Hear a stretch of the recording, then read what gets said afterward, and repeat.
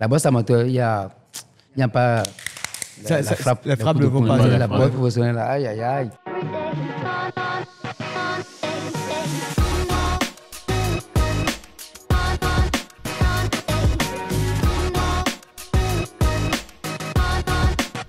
Bonjour, je suis Runkari Toussaint Samuel et boxeur amateur, catégorie poids super léger. J'ai 28 ans. Là, je suis actuellement avec le félin Vodou Ressi Gislin. D'ailleurs, c'est mon coach. Mon nom c'est Gislin Vodou Ressi, alias John Amouzou, dit Champi Kilo la Cobra. Champi Kilo. La Cobra. La Cobra, ok, intéressant.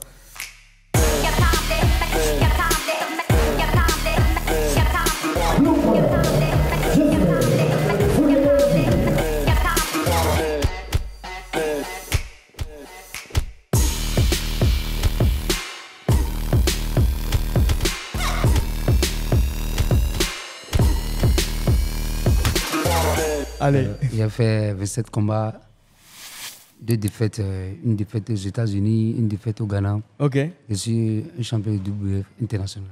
Super. Oui. Et vous avez les 2 défaites, c'était en quelle année? Une défaite, c'était en 2015 aux États-Unis et une au Ghana en 2020. Ok. Et c'était à quelle catégorie de poids? Supercoq toujours. Supercoq toujours. Oui, 55 kilos. Ok, moins 55 kilos. Et comment vous avez rencontré votre coach et comment vous vous êtes mis à la boxe, Gislin? Sinon... Gislin ou Samuel? Samuel. Bon, déjà, je vois beaucoup mon coach comme un idole, puisqu'il travaille très fort, il s'y met vraiment. Et je l'ai connu en 2019, après son voyage. Je pense aux États-Unis, il est rentré. Et ça me plaît aussi de faire la boxe. Déjà, même dans mes rêves, je me bats. Et c'est comme ça, je veux bien me défendre et montrer mes capacités. Okay. Une question, vous vous êtes rencontré comment? Je crois en ligne, je vois souvent ses vidéos. Ok, tu l'as écrit en ligne, c'est ça? Si, je l'ai écrit en ligne. Et il t'a répondu ouvertement? Ouvertement, il est très sympa. Il est très simple et très sympa. Ça, c'est de très belles qualificatifs.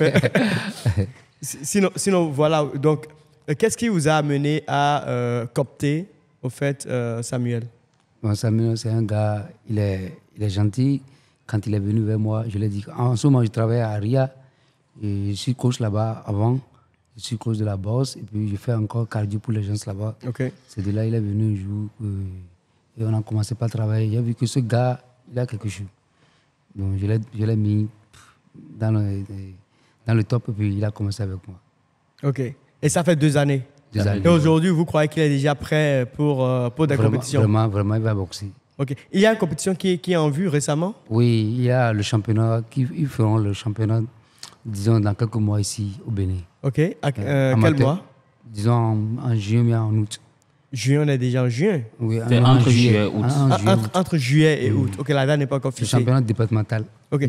Et ça serait ton premier combat amateur? Oui, plus ou moins. Et tu es dans quel poids? Super léger. Super léger. Intéressant.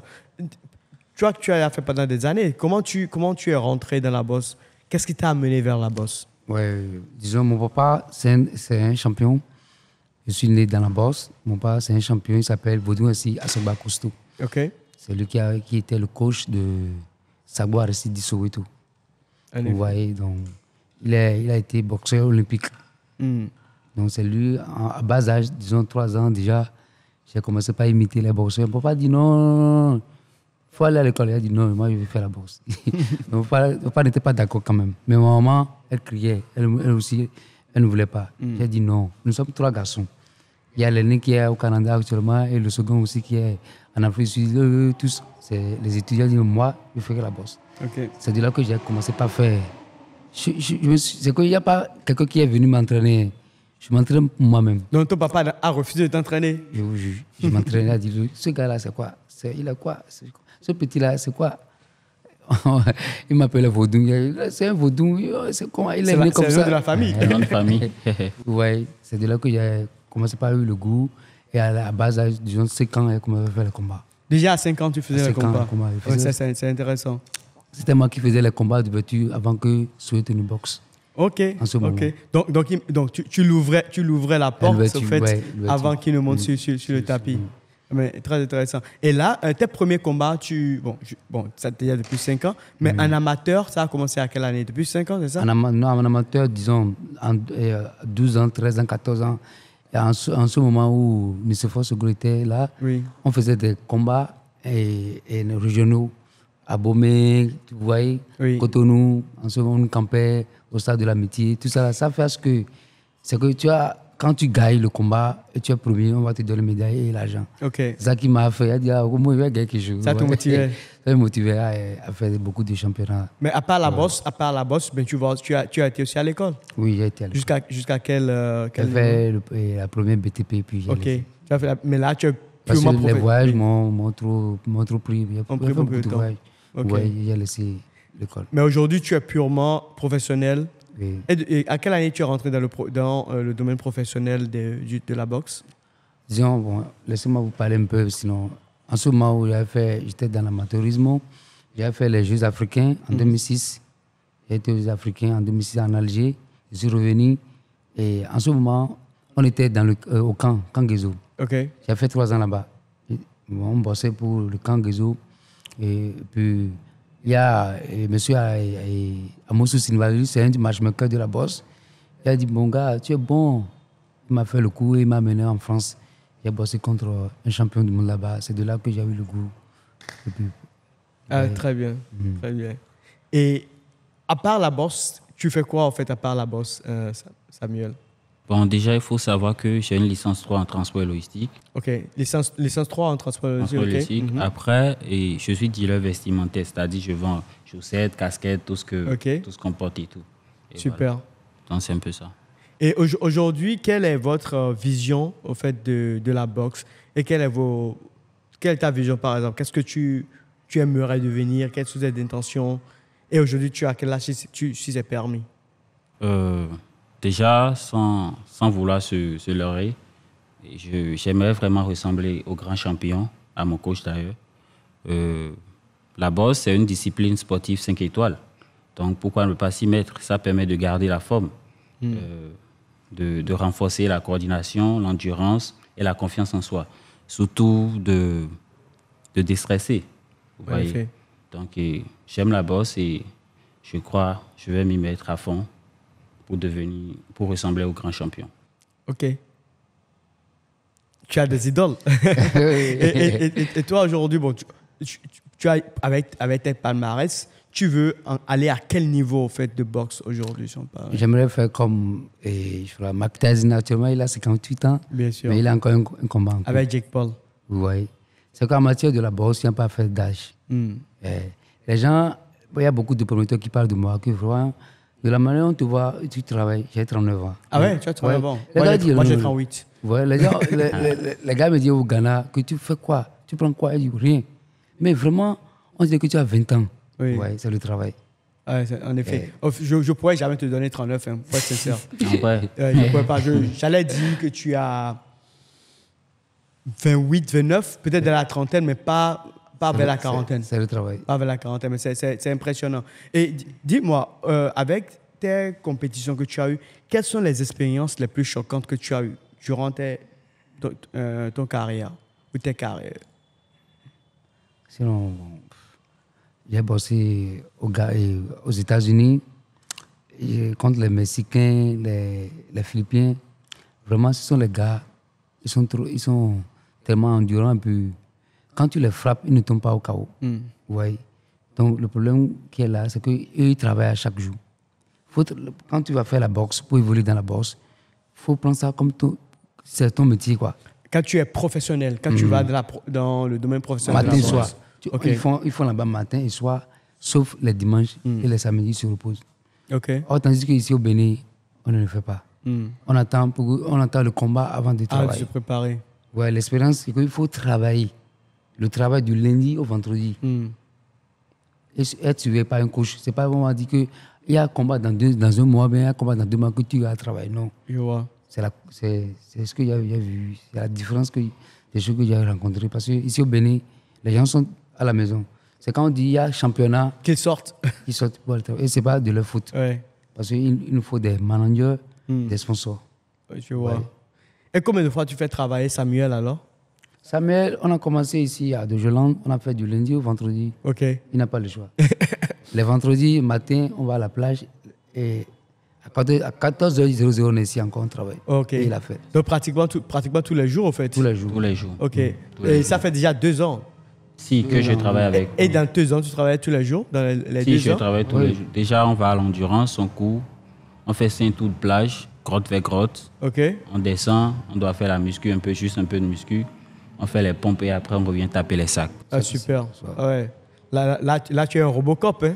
Je ne vais pas le dire. Mais on aimerait bien voir le premier combat à l'amateurisme et voir quel est le résultat. Mais il ne faut pas décevoir le coach, il va apprécier. et la tête de défaite que tu as eue, est-ce que tu peux dire quelles sont les raisons de cette défaite? Sinon, le gars, c'est un Mexicain. J'ai fait le combat à San Diego. San Diego, c'est pas loin des États-Unis, oui, de la frontière du Mexique. Disons en Mexique. Oui. Bon, dans la salle, il y avait rien que les Mexicains. Donc, ils ont dit qu'il m'a gagné un point d'avance. Ok, donc c'était pas un point qui t'a gagné, en fait. Oui, c'est pas peut-être qu'il ne t'a même pas gagné. Parce que si tu es dans un territoire ennemi où tu ne parles pas d'abord la langue, parce que même dans cette zone, on ne parle que le mexicain.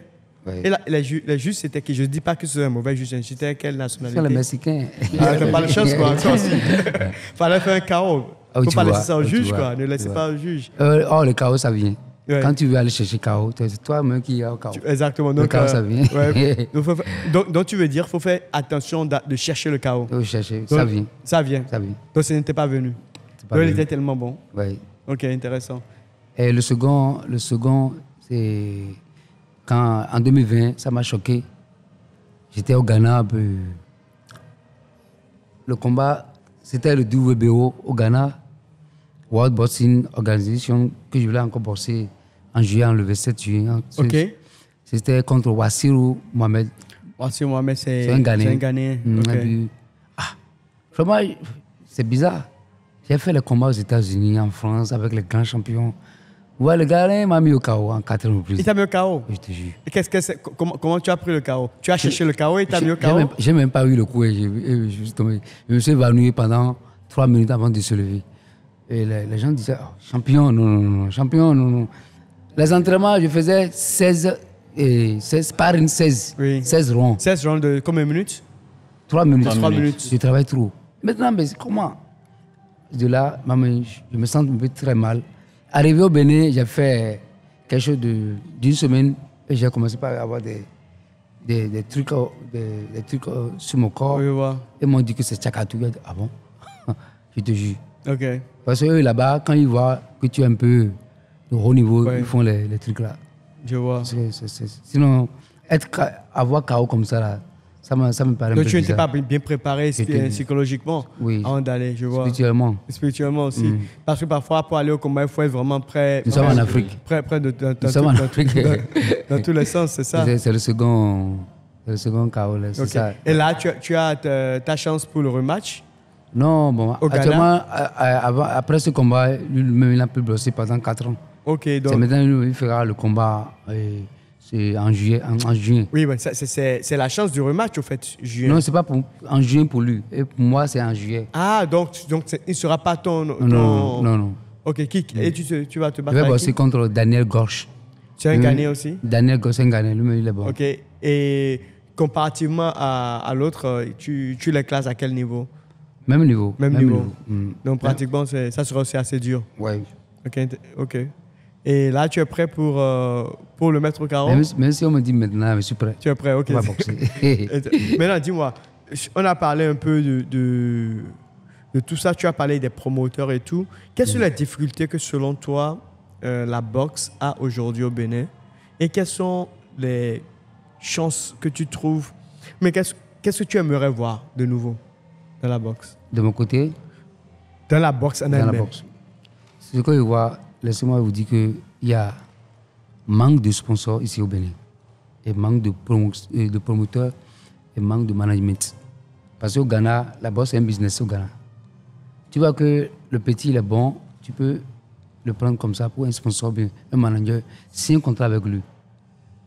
C'est ancien contrat avec le petit. Il a fait le nombre de combats qu'il a fait 10 en 15 et il sort par les résultats. C'est de là que toi, le manager, que tu vas gagner. Parce que tu as déjà tes pourcentages. Mais ici, au Bénin, il n'y en a pas.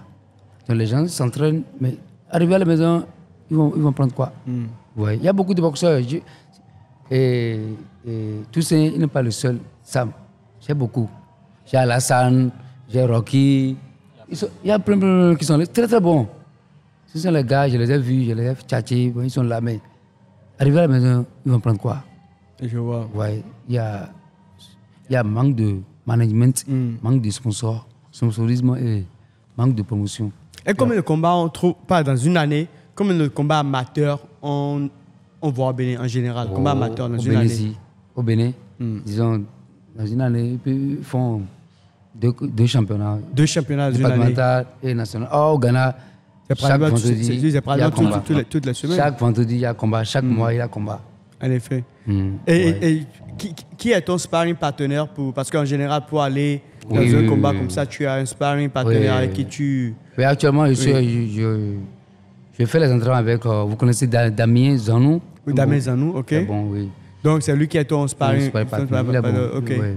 Et aujourd'hui, lui aussi, il se prépare aussi à des combats. Oui, à des combats. Il est bon. Lui aussi, il ira au Ghana avec vous pour le championnat? Je ne sais pas si... Non. C'est pas évident. Ok. Et là, tu as expliqué, en effet, tu as commencé depuis 5 ans, tu as commencé tout seul, tu n'as pas eu de coach. Qui t'a pris après en tant que coach? Et tu es passé par combien de coachs durant ta carrière sportive?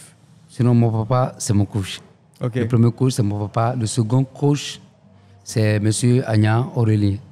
C'est lui qui nous a gardés dans l'équipe nationale de boxe amateur. C'est lui. Il est très bon. Okay. Après, lui, il y a le chef, Mérito Massim, qui était au camp. C'est un chef, il est bon. Lui-même m'a gardé. Ouais. Après ça, il y a M. Tossavi Louis, qui est dans notre club. Il y a le coach, monsieur, j'ai oublié son nom, qui était venu le vendredi. Moi, je l'appelle très souvent le Gabonais. Et j'ai oublié son nom, merde. Il va t'en vouloir. Bro, ça va faire chacun. Quand tu vas te rappeler, tu peux le dire. Bon, ça fait 2 ans que tu travailles déjà avec lui. Quels sont ses points, peut-être ouvertement, tu ne veux pas le dire, tu ne le dis pas. Quels sont ses points faibles et ses points forts? Quels sont les points que tu apprécies auprès de lui? Parce que il y a toujours des points négatifs et les points négatifs que tu n'apprécies pas ou que tu aimerais qu'il s'améliore. Bon, déjà, parlant de ses points forts, il travaille beaucoup. Moi, je n'arrive pas à le comprendre parce qu'il nous fatigue beaucoup. Ça, c'est le mauvais point. S'il vous fatigue, c'est le mauvais point. Il nous fatigue beaucoup. Moi, je trouve que c'est un bon point parce que un homme qui travaille comme ça, je ne sais pas si c'est de la machinisme ou quoi, mais c'est bien. Et point faible, je ne sais pas trop, je ne saurais le dire. Mais ça fait bizarre. Okay. Et je ne lui trouve pas de point faible. Okay. Il travaille beaucoup. Maintenant, je te renverse la question. Toi, quels sont tes points forts et tes points faibles? Mes points faibles, c'est que déjà mes points forts, je m'y mets beaucoup. Je travaille, je m'auto-encourage. Et voilà, c'est ça, je travaille chaque jour, en fait. Okay. Ça, c'est un peu mes points forts. Et je ne décourage pas psychologiquement, c'est là. Vous voyez, parce qu'il c'est ce qu'il m'a toujours dit. Quand tu as d'idole, voilà, il faut suivre ses pas. Mes points faibles, c'est que ça arrive que je paraisse. Quand tu paraisses, fainéantisme et tout, voilà, tu ne fais pas les exercices qu'on te donne et tout. Et voilà, tu dors beaucoup. Ça, c'est mes points faibles. Tu dors beaucoup. Je dors beaucoup. Parce qu'il faut... il faut récupérer. Il faut récupérer. Si, il faut récupérer, oui. Mais quand tu as des exercices à faire et tout, il faut mettre le paquet et voilà, le travail. Mais si tu dois trop mettre le paquet, tu t'épuises à un niveau parce que le corps, en fait, quand tu l'utilises, il faut lui donner assez de temps pour se récupérer. Parce que si tu récupères à un moment donné, tu t'effrites. Hein? Ouais, bon, enfin, c'est clair. Mais il faut récupérer, mais pas trop, jusqu'au point de se lasser. Et voilà. Il disait tantôt que ses points forts, c'est qu'il se donne. Est-ce qu'il se donne vraiment? Vraiment. Ah ouais? Il n'a jamais raté les entraînements. Je vais même remercier M. Sam parce que c'est grâce à lui que j'ai fait une semaine à de Jolandi. Ok. Parce que vous voyez, quand je suis retourné du pays, j'aimerais prendre l'autorisation de sortie et l'autorisation de mon combat là, que je voulais faire le 27. Oui. Je suis venu prendre l'autorisation à la fédération, seulement il est reparti. Je lui ai dit, allons à Dojolan. Dojolan, là, il y a tout ici. Il a dit, champion, t'inquiète, je suis prêt pour te payer. C'est lui qui m'a payé. On a fait 1 semaine. Vraiment, c'est intense. Ah ouais, intéressant. C'est trop bon. Et j'aimerais encore continuer. Parce que j'ai fait 1 semaine, j'ai dit, ça là, j'en veux encore. Oui. C'est trop bon. Avant, il faisait 3 minutes, il est fatigué. Mais maintenant, arrivé au sac, il fait 20 minutes. Ah ouais, sans arrêt. Quoi ça? C'est Sam qui travaille? Non, je ne crois pas. La motivation. La motivation. Ouais. Donne le secret, donne le secret. À force de travailler avec un champion, toi-même, tu vas devenir champion. En effet. Je crois que c'est un point important parce que je crois, très souvent, il y a certains clubs, ils mettent de côté les débutants et de côté. Mais comme ça ne permet pas aux débutants de pouvoir grandir. Il y a encore un autre gars, hein, Alassane. Okay. C'est un fou. Hein. Fou dans quel sens? Dans quel sens? Non, je parle de travail. Quand il vient, je lui dis, fais ce que je fais. À force de faire ça, quand tu viens, il y a 3 minutes de boxe, 4 ronds seulement pour chez les amateurs. Or, professionnel, c'est 12 ronds. 12 ronds de 3 minutes. C'est une ceinture, 10 ronds. Si c'est 8 ronds, si c'est amical. La personne qui fait déjà 20 minutes, non stop. Un enchaîné. S'il vient pour faire 4 ronds, ça serait facile. Ça serait facile, en effet. Ouais. En effet. Et la pause entre les rounds, c'est de combien de minutes? Pour ceux qui ne savent pas, 1 minute. 1 minute, c'est pas suffisant. Hein. Pas du tout. C'est fatigant. C'est fatigant. Ah ouais, j'imagine. Sam, il a bien fait. Ils sont 2. Sam et Rocky, ils ont travaillé. Mais après, il faudrait introduire les autres, qu'on puisse voir un peu. On va faire un tour après, peut-être, dans votre club, pour voir comment les choses se passent. Parce que c'est très bien de savoir qu'il y a des gens, beaucoup de personnes comme ça qui se donnent à la chose. Et si on pourrait, peut-être c'est la fédération, on devrait peut-être organiser beaucoup plus de compétitions locales pour qu'on puisse quand même voir ces nouveaux athlètes, montrer quand même de quoi ils sont capables. Donc c'est assez important. Tu as aussi dit que tu as fait un tour, que tu as eu à faire la bosse pour le camp militaire. C'est au jeu que j'ai. C'est un QG, c'est ça? Non, avant, le camp avait un club de boxe. Et qui appartient aux militaires ou qui était... Oui, militaire, qui appartient aux militaires. Et comment tu fais que tu t'es retrouvé là? Ah oui, quand tu es un bon boxeur, tous les boxeurs que moi j'ai connus d'ailleurs, les champions d'Afrique qui sont bénins, tous ils sont pris par là. Le camp militaire, quand ils te voient, ils voient que tu es bon, c'est eux, ils vont te récupérer. En te disant non, que tu vas être militaire, ils vont te travailler. Et de là, c'est comme une centre de formation où tu travailles matin, soir, chaque jour. Ouais, tu es en jambe et puis tu fais les compétitions pour eux. Mais pourquoi tu n'es pas devenu militaire alors? Parce que... Non, parce que moi je voulais faire. Parce qu'en ce moment, avant, le camp ne faisait pas la bosse professionnelle. Or, la bosse professionnelle, c'est la bosse. La bosse amateur, il n'y a pas. La frappe ne vont pas. La bosse professionnelle, aïe. Et ça, tu aimes? Oh, moi j'adore la bosse professionnelle. Elle dit non. Sinon, c'est à cause de ça que j'ai dit non. Je suis déserté pour aller en pro. Ouais. Aujourd'hui, est-ce que au niveau du camp, ils font déjà la boxe professionnelle et tout? Et c'est maintenant qu'ils ont commencé par le faire. Mais actuellement, j'ai vu quelque chose maintenant qui me paraît un peu bizarre. Oui, j'aimerais parler de ça parce que ce qui est bizarre. Parce que avant, le camp, on travaille tous les jours. Et nous sommes hébergés. On te donne le chef mentor, Massim, il va te donner 1 heure de temps le dimanche pour aller voir ta famille, tu reviens en même temps. 1 heure de temps. Et quand tu fais 1 heure, 2, c'est appris avant. Il y avait une discipline. Il était bon, mon gars. Maintenant, je ne vois plus ça. Il n'y a pas l'équipe nationale de boxe qui voyage maintenant. On ne voit plus ça. On dit les JO, la boxe n'est pas dedans. On dit la zone 3. Avant. Quand on dit la zone 3, c'était moi et Adjao Roberto. Médaille d'or, je vous jure. Maintenant, il n'y a plus ça. C'est regrettable. Oui. Et dites un peu, donc, si je comprends bien, aujourd'hui, on n'a pas une équipe nationale de boxe? De boxe, non. C'est maintenant qu'ils sont en train de travailler pour les petits, les bas âges.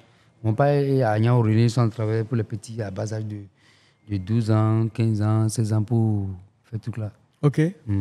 Mais si, dans ce cas, c'est pas très bien parce que s'ils n'ont pas une équipe nationale, vous devez faire déjà partie de l'équipe nationale, vous avez fait des box pendant... Oui, non, les pros, ils ne sont pas nationaux, c'est les amateurs. Les amateurs. Mais en professionnel, tu n'es plus dans l'équipe? Non, tu es en pro. Donc tu es libre? Tu es libre. Tu as un manager, un promoteur, oui. Donc tu es libre. Donc pour ceux qui ne connaissent pas, ça veut dire que quand tu es dans l'amateurisme, tu appartiens à l'équipe nationale et tu veux participer aux compétitions internationales, y compris les JO. Tout à fait.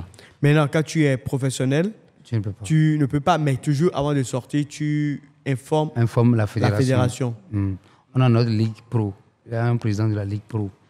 Il y a un président de la Ligue Pro qui est différent. Okay. Il est là. Et puis... Combien de ligues on a aujourd'hui au Bénin au total? Il y a 2. Il y a pour l'amateurisme, il y a pour le pro. OK. J'aimerais dire à notre fédération de revoir, de former une équipe nationale de boxe telle qu'on faisait avant. Quand on fait une sortie, nous tous, on a des médailles avant. Mais maintenant, il n'y a plus ça. Parce qu'on fait les championnats, on fait tout, mais les gens ne voient pas, il n'y a pas de compétition. Non, c'est grave. Et selon toi, quel est le problème, le nœud du problème, c'est où? Non, je n'en sais rien. C'est pas... Parce que beaucoup de boxeurs béninois maintenant, ils veulent faire le pro. Mais passez par l'amateurisme d'abord. Nous, on a fait beaucoup de combats dans l'amateurisme. J'ai fait 3 ans dans l'amateurisme avant de passer le pro. Pour être bien, pour avoir beaucoup d'expérience. Les gens ne veulent pas, les gens veulent rentrer directement en pro. Et s'ils rentrent directement en pro, ils ont beaucoup de problèmes là-bas. OK. Et selon toi, quand tu regardes Samuel avec son niveau aujourd'hui, combien d'années il le faut pour passer en pro? Ah non, moi, je l'ai dit, je vais te le dire. J'ai dit, Samuel, tu as fait un combat dans l'amateurisme d'abord. Oui. Au moins 1 an d'abord. Un an de combien de combats? D'un combat? Non, beaucoup de combats. Parce qu'il est avec moi. S'il y a des combats, disons, au Ghana, ou bien, vous voyez. Ici, par exemple, j'ai demandé à monsieur si de Jolande a un club de boxe, je sais pas. S'ils ont un club de boxe, il peut bosser pour de. Je crois qu'il a l'habitude de travailler ici. En amateurisme. Vous voyez. OK. S'il fait 1 an, allez. Et combien de boxe combien de combats de boxe en amateurisme que tu crois que tu peux faire en une année?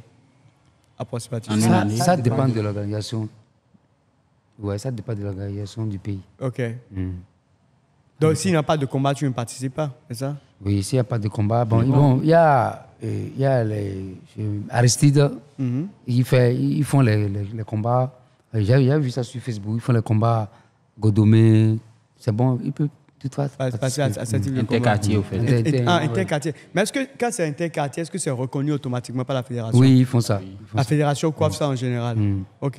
Et maintenant, tu peux faire ces combats, tu peux organiser des combats interclubs aussi qui sont reconnus directement. Interclubs, c'est ça qu'ils font. Okay. C'est ça que Aristide fait. Okay. J'ai trop aimé. OK. Et la fédération aussi participe, ou bien c'est privé? Non, c'est pas privé. C'est pas privé. Il y a une dame, Madame Bokor, j'ai entendu parler d'elle. Elle aussi, vraiment, ce sont les gens à féliciter pour la boxe béninoise. Ils sont en train de développer la boxe. J'ai trop aimé. Et éventuellement, si tu as des points, est-ce que tu as d'autres points intéressants de la boxe à souligner? Qu'est-ce que tu aimerais dire à une personne qui veut se lancer dans la boxe, par exemple? Peu importe si c'est professionnel ou amateur, mais tu peux parler dans les deux sens. La boxe, franchement, c'est un sport en communauté de tous les sports. Et c'est un sport vraiment, ça travaille sur le cerveau, ça te donne à bien réfléchir. Ouais, mais quand tu fais la boxe, tu peux être intelligent à l'école même. Ouais, je vous jure. Quand tu fais la boxe, tu travailles les muscles, jambes, tout le corps. Et c'est un cardio intense. Ouais. La personne qui fait la boxe, je te jure, il est encore beau. De la boxe, rend beau. Je vous jure. Très beau. Okay. Il est en bonne santé. Je vois. Les gens viennent chez moi beaucoup. Ils ne veulent pas faire la boxe pour aller faire compétition, mais ils veulent pour la santé. Juste pour la forme. Ouais. La santé, okay. Ouais, ça développe, ça travaille tout.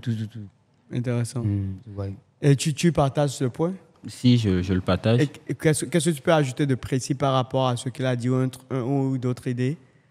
Déjà, ça permet de travailler sa concentration et la discipline. Tu es discipliné quand tu fais la boxe et tu es obligé de faire des activités chaque jour pour garder la forme et c'est une grosse confiance en soi.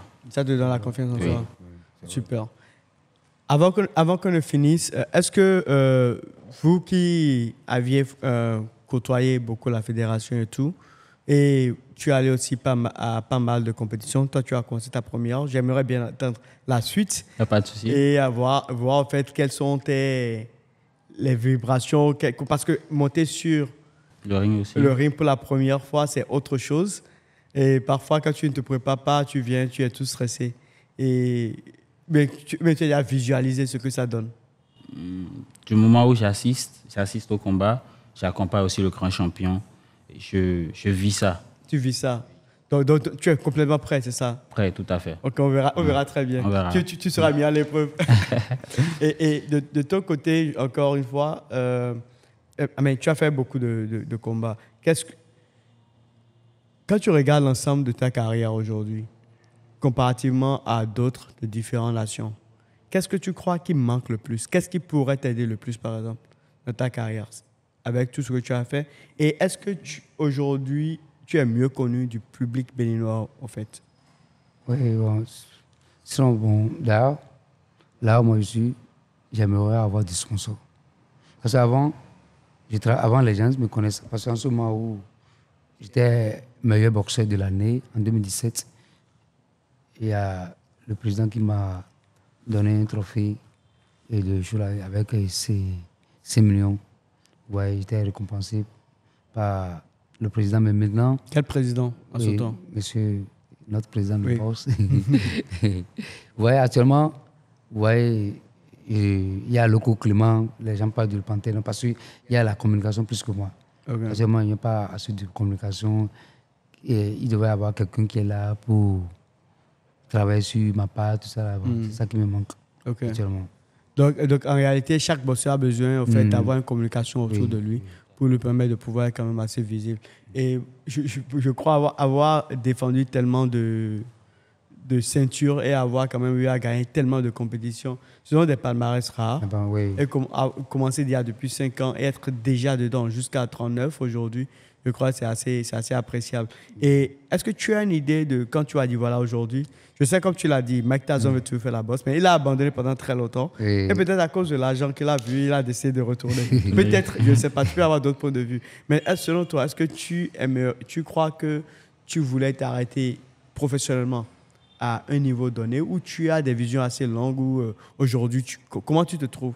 Je veux faire comme les champions du monde ghanéens. Quand ils bossent, ils viennent à 43, 42, 44, 45, ils arrêtent et ils deviennent des promoteurs ou des managers. Parce qu'à force de faire des connaissances aux États-Unis, en Mexique, tout ça là, il faut être un promoteur. Bien sûr. Ouais. J'aimerais être un grand promoteur d'ici derrière. Envoyer mes gens aux États-Unis ou en Mexique, ils vont bosser, tu vois, faire des navettes. Intéressant.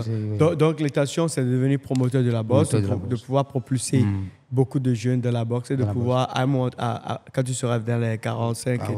Donc, disons que tu as encore 6 ans, de compétition. Et une question. L'année dernière, par exemple, 2023, tu avais combien de combats actifs? L'année dernière, il a fait seulement un combat. Un combat. Et l'année dernière, 2022? 2022, il a fait encore un combat. Un seul combat. Un combat par année pour un boxeur? Oui, quand tu as un bon palmarès, beaucoup de palmarès, beaucoup de KO, les gens, ils ont peur d'aller faire combat avec toi. Ok, je vois. Même le mois, je devais faire un combat. Oui, dernièrement. L'adversaire, il a refusé. Parce que avec qui? C'est un Ghanéen. Ouais, quand les gens ils entendent ton nom, on dit que... Ils voient. Tu es sur BoxRec, c'est ça? Oui, BoxRec. Ok. Et quand les gens voient ton palmarès, ils te... c'est un peu compliqué. Ok. Ouais. Et là, tu as une idée de ta typologie, genre combien de kilos tu fais, quelle est ta taille, quel est ton range? Je fais 1m70, je suis à 1m70, je fais... Quand tu fais 1m70, tu as moins de 55 kilos. Actuellement, là, je fais 57, 58. Mais quand j'ai combat, je diminue. Tu descends à 55, c'est 55, ça? Oui.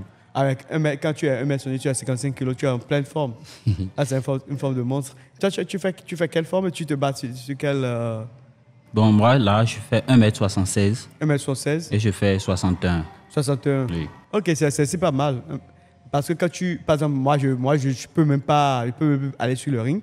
Parce que là, je fais 1m62 et je suis déjà pratiquement à 70. Wow. Donc, si je dois aller sur un terrain de boxe, là, il faudrait que je fasse au moins 3-4 mois de camping. De camping, pour pouvoir descendre à moins de 60. 60.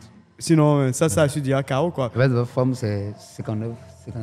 En vrai. Voilà, il va être dans les zones de 57. Donc, en fait, ce qui est aussi assez intéressant, c'est quand tu te bats, quand tu es professionnel, on dit la première des choses pour un professionnel, c'est de savoir faire le poids qu'il faut pour un combat. Sans ça, déjà, tu as perdu ton combat. Donc, ce qui est intéressant, ce n'est pas du tout facile à faire.